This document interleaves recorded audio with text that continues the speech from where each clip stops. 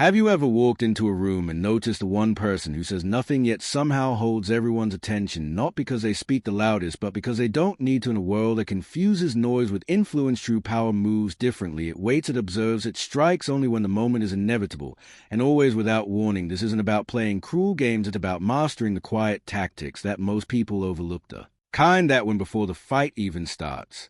What you're about to discover isn't just strategy, it's a discipline of restraint, clarity, and decisive control. Stay with me, because understanding these principles might just change how you move through every room from now on. The essence of silent power in a world where noise is mistaken for strength. Silence remains the language of the truly powerful. The louder they shout, the more they reveal their fear. The quicker they threaten, the more they expose their insecurity. But the one who speaks little, who lets their presence command the room without raising a voice, moves with a power that cannot be borrowed or faked. This is a foundation of strategic mastery, not in loud declarations, but in deliberate stillness. Machiavelli understood this long before boardrooms and digital warfare existed. He knew that it wasn't brute force that shaped empires, it was the art of psychological concealment. Real power doesn't announce itself. It doesn't flinch at insult or beg to be. Notice it moves in shadows, watches 10 steps ahead while others stumble over the next one. The man who no longer needs to prove anything proves everything. His silence isn't weakness, it's a provocation, a mirror that forces others to wrestle with their own imagination. And that's the trick, isn't it? You let them unravel themselves. You don't yell, you don't chase, you allow the enemy to project their own fears onto your calm. You give them nothing, no reaction, no emotional crack to slip through, because in the absence of your energy, they must confront their own. That kind of restraint is not born overnight. It is forged through trials, failures, humiliation, and long hours of disciplined stillness. It is the power of not needing to respond, of carrying stillness like a hidden blade, of letting others wonder what you're thinking while you already know what they'll do next. That's the essence of Stoic control, not the absence of action, but the deliberate choice of when and how to act. The world rewards those who can resist the urge to show their hand. When you walk into a room and people turn to watch, not because you demand it, but because you become a mystery, they respect you before you say a word. This isn't intimidation through volume. This is command through presence. So let them talk, let them doubt, let them wonder. You don't need to respond. You don't need to explain. You just keep building silently, deliberately, and without permission, because once you've mastered silence, you've mastered yourself. And when you've mastered yourself, there's nothing left for them to use against you. Master perception. Own the moment in master perception. Own the moment. Every clash, be it in conversation, competition, or confrontation, the truth is not the currency that dictates the result. Perception is a real battlefield. Doesn't start when voices are raised or tensions boil over. It starts the moment others begin to see you, because people don't respond to what is, they respond to what appears to be. Machiavelli understood this deeply. Men judge more by the eye than by the hand. He wrote, why? Because while few will ever know your intentions, everyone will witness your composure, your tone, your stillness, or your lack of it. This is why the one who masters appearance gains the advantage before the first move is even made. It's not about being right, it's not even about being strong, it's about looking composed, focused, and unshakable, especially when you're not, when others see calm in the storm. They question their own footing. The hesitation, that brief flicker of uncertainty, is your silent victory. A Stoic understands this well. Control over the self creates influence over others. Emotional chaos repels power. Inner stillness radiates it. A Machiavellian doesn't interrupt. They observe. They don't flinch when insulted. They wait. They let the other speak first, not out of politeness, but to collect ammunition. They don't need to fight louder. They win by letting others expose themselves, then quietly turning those words into weapons. That isn't cruelty, it's discipline. It's the art of shaping perception in a world ruled by it. You don't need to crush your opponent, you only need to ensure they look unstable while you do not. In a society addicted to optics, the one who appears calm is treated as wise, the one who remains silent is presumed to be calculating, and the one who shows restraint when everyone else unravels is elevated to mythic stature. This is not about deception for deception's sake. It is strategic restraint in a world that confuses noise with depth. You don't need to expose the truth. You only need to control how it's perceived. Let them rage, let them over-explain, let them perform. You remain the stillness that unnerves them, because ultimately power doesn't go to the loudest or even the smartest. It goes to the one who can control the story being told. And the most powerful story isn't spoken. It's seen in your posture, your eyes, your calm, your refusal to be moved. In a world that thrives on spectacle, the one who doesn't perform becomes the most feared. And that's when you stop needing to fight. You simply become the presence. No one days the challenge shape the field, set the terms, shape the field. Set the terms. A direct confrontation may feel courageous, but more often than not, it's a trap, a trigger for resistance, ego, and chaos. True power doesn't clash with another's nature. It works around it. It reshapes the field they move in until their actions, though seemingly autonomous, are guided by the very limits you designed. This is a silent genius behind environmental manipulation. The Stoics taught us to control what is within our reach, and while people's minds may be untouchable, conditions they operate in are not so. Instead of forcing someone to Change the space they must move through. Think of conflict like a game of chess. The goal isn't to destroy every piece, it's to control the board. You don't need to remove your opponent, you only need to adjust the timing, the terrain, the available options, until they begin to defeat themselves. A rescheduled meeting, a quiet change in access, the strategic removal of an ally. All these minor shifts ripple through your opponent's stability, and before they realize what's happened, they are no longer reacting with strength. They are reacting with confusion, with fatigue, with missteps that serve your plan. This is not deception for its own sake. It is influence through precision. Environmental manipulation doesn't aim to humiliate. It aims to exhaust or reframe the scenario so completely that your adversary begins acting according to your rhythm. Not desert how seasoned negotiators win without raising their voices. It's how the Stoic leader governs not with demands, but by designing conditions where the right choice becomes the only obvious choice. Instead of wrestling with someone's chaotic emotions or stubborn beliefs, you shift the frame that surrounds them, you alter the light, tilt the floor, and let their next move become inevitable. By the time they notice the change, the damage has been done. And it wasn't through brute force, but through the quiet rearrangement of reality itself. The battlefield then is not a place, it is construct one you shape with patience, foresight, and restraint. The person who controls the environment doesn't need to control people, they only need to control the options, because when every road leads to an outcome you've already chosen, you win without ever drawing a weapon, and that in the Stoic sense is the highest form of dominance, not domination over others, but mastery over the structure they must operate within. Success in this form is subtle, it's not measured by applause or recognition, it's measured by how little you had to force and how naturally things began to fall into place. The strength in being underestimated in a world obsessed with projection, where strength must be visible and dominance must rule. The most dangerous move is often silence. To appear harmless is not a flaw, it is a weapon sharpened by wisdom. The Stoics taught us that the wise man does not announce his strength, he allows it to remain hidden, disciplined, controlled. Machiavelli understood the same truth in a different tongue. The predator who announces himself invites caution, but the one who limps, who apologizes, who plays the fool, he invites carelessness, and it is within carelessness that opportunity is born. To feign weakness is not to be weak, it is to master the rhythm of perception. It is to lull the room into comfort.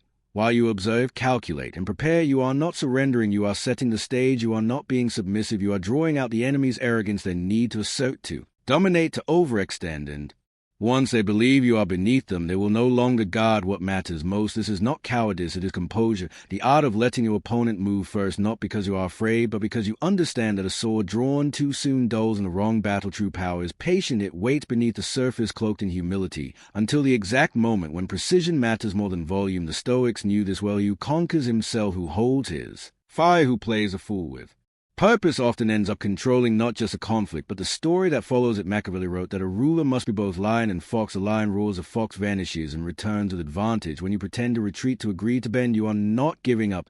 You are redirecting the current. You are letting them believe they've won so that they never see the shift, and in that illusion lies your power, because arrogance blinds more effectively than rage, and the blind walk willingly into traps they would have avoided had they respected you. Let them mock you, let them feel safe, let them speak freely and expose themselves. Your silence is not weakness, it's timing. Your delay is not indecision, it's design. When the moment comes, strike not with fury, but with clarity. Strike not where they expect resistance, but where their guard is down, and when they realize what has happened, it will be too late to respond. To feign weakness is to shape the narrative in your favor. It's the highest form of strategic patience, and when done well, victory does not come from force, it comes from the quiet realization that the battle was won before it ever began.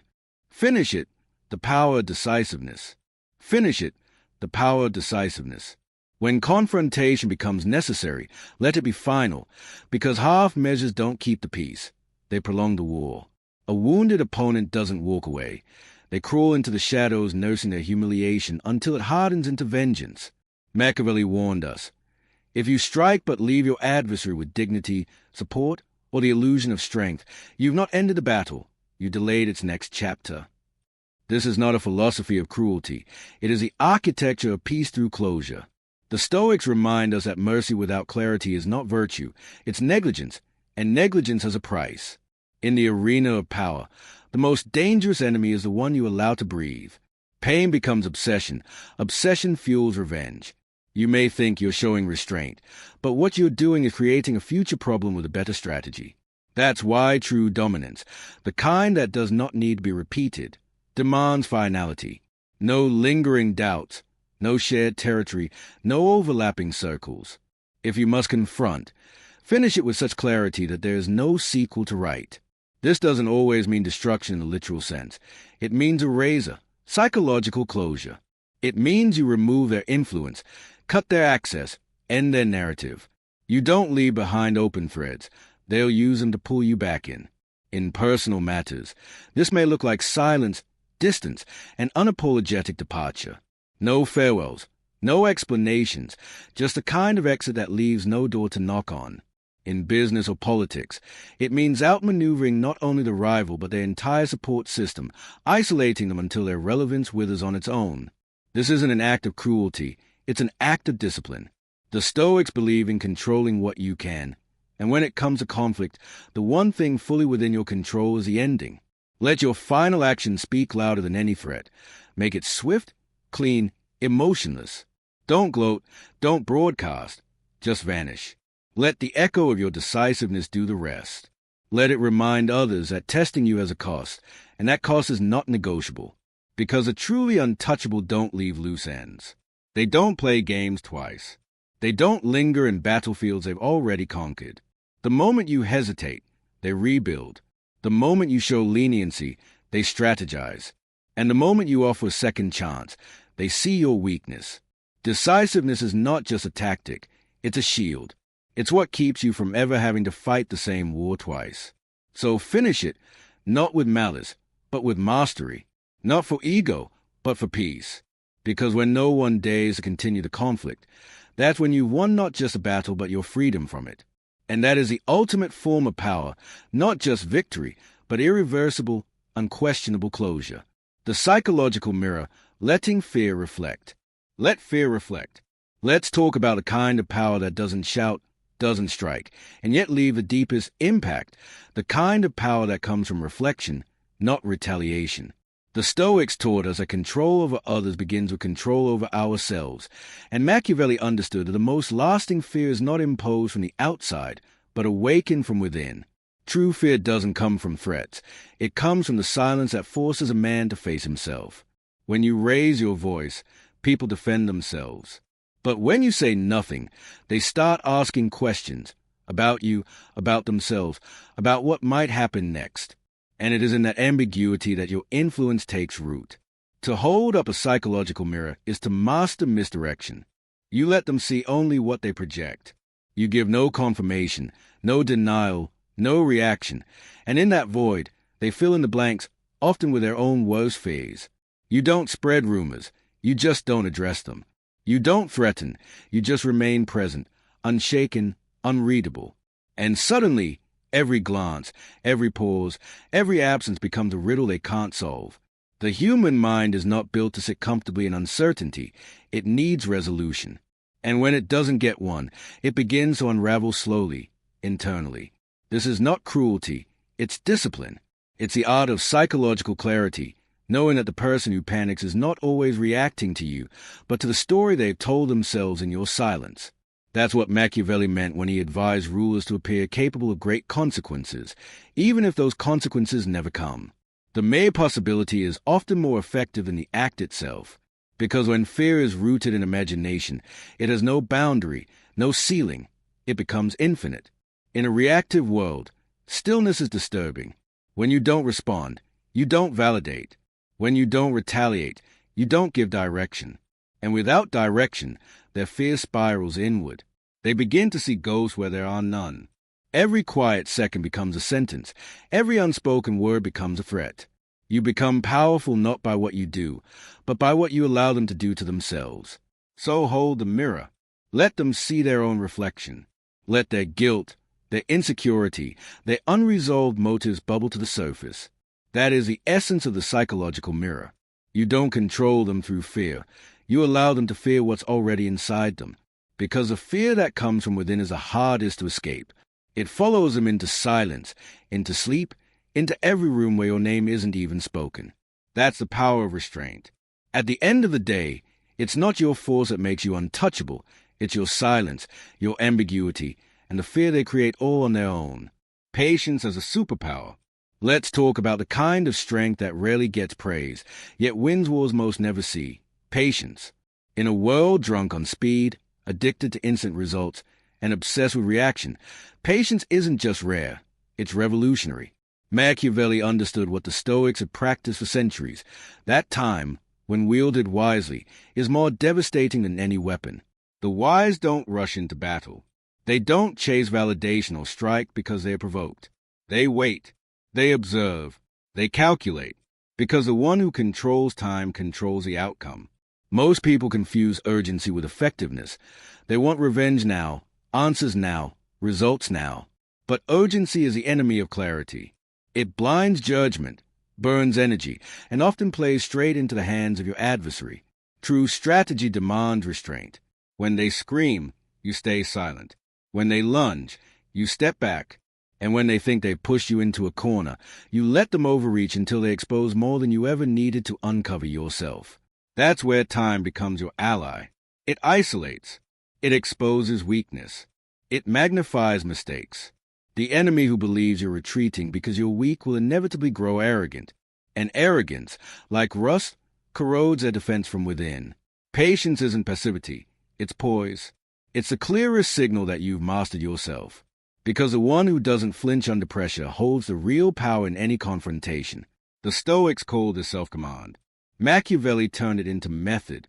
He didn't strike first. He let time destabilize his enemies, let paranoia divide them, let missteps stack until his intervention was merely a final formality. No rage, no spectacle, just precision delivered in silence. That's what time can do when you don't squander it chasing emotional victories. To delay is not to lose, it's to see more. To wait is not to retreat, it's to choose your moment. The modern world teaches us to react instantly, to answer immediately, to solve now. But in the space between reaction and response lies the sharpest blade. When you slow your pace beneath the noise of others, you begin to notice what they miss. While they exhaust themselves chasing the surface, you see the fractured lines beneath. And when the time comes, when your patience has drawn out their weakness, isolated their support, and blinded their clarity, then you act. Not out of anger, but out of certainty. Not to punish, but to end. That's how patience wins wars the world never watches. At the end of the day, the one who can wait is the one who controls the clock. And the one who controls the clock decides when the game is over. The power of strategic distance. Let's talk about the quietest move that carries the sharpest edge, isolation. Machiavelli understood what the Stoics practiced. Power is not always taken through force, but often through subtraction. A strong enemy is not dangerous because of who they are, but because of who stands with them, their network, their alliances, their momentum. These are the true weapons you must disarm. As long as they are supported, they are bold. But when the room empties, when the echoes of agreement vanish, even the strongest begin to unravel. Isolation isn't about public humiliation or dramatic takedowns. It's about erosion. You pull threads, not swords. You let tension creep into their friendships. Let whispers grow in their circle. Let trust slowly corrode in the background. You plant questions, not accusations. And then you wait. One by one, their pillars fall, not with noise, but with quiet, subtle disappearance. They start to feel it, the pause in response, the shift in tone, the absence of backup. That's when paranoia sets in. That's when even the confident start second-guessing. And when they look around and ask, why is no one standing with me? You've already won the first half of the war, because you haven't broken them. You've let doubt do it for you. The final move isn't loud. It's clean, precise. You don't confront in front of a crowd. You strike when they're alone, mentally, emotionally, strategically. No need to destroy their name, just dissolve their influence. Let them fade from relevance, not full in flame. That's the difference between noise and power. One is temporary, the other is permanent. At the end of the day, real dominance doesn't come from overpowering someone. It comes from ensuring no one is left to protect them when you do. In this life, you don't need to be the loudest voice to be heard. You only need to be the one who moves with clarity, restraint, and purpose. Power isn't about overpowering others. It's about mastering yourself. When you stop reacting and start observing, the game shifts. Let patience protect you. Let silence sharpen you. And above all, guard your peace like it's sacred, because it is. If this message resonated, comment move in silence below. And if you're ready to keep learning how to lead with calm and strategy, subscribe and stay close. The next lesson might be the one that changes everything.